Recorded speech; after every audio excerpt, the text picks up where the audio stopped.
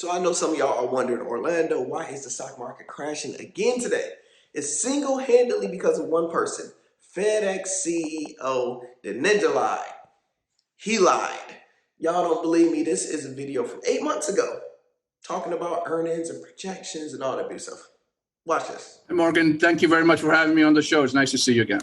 So let's talk a little bit about how you were able to navigate what's been a very challenging environment. The fact that there have been labor issues, supply chain disruptions, and yet operating income for the quarter of $1.6 billion was up 9% year over year. How were you able to do that?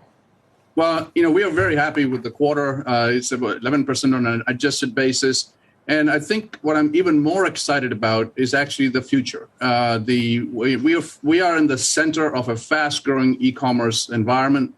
We've actually taken up the range for the rest of the year, and we're setting up for a great fiscal year 23 as well. So Buddy said everything was going to be great. Upside for 2023. All right, cool. Let's watch this interview he just did yesterday with Jim Cramer. Talking about a reduction your next quarter in what I thought you were going to make versus what you're making.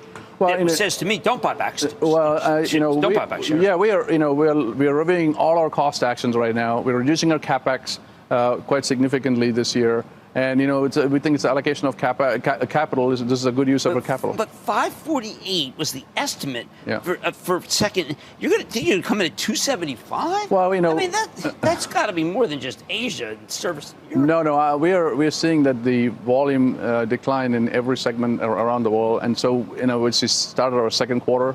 The weekly numbers are not looking so good. So we just assume at this point that the economic conditions are not going to be good, but it basically allows us then to fully, go into cost management mode and take those actions that we can then, restructure FedEx in a different way. Raj, are we going to a worldwide recession?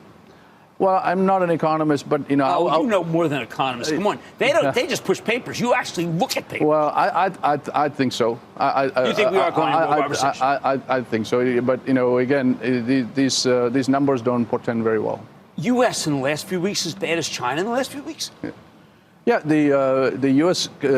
Consumer has definitely spending less, but the U.S. has been somewhat insulated because the U.S. dollar is the currency of choice for the world, and there's some insulation there. But I do see the U.S. is slowing down too.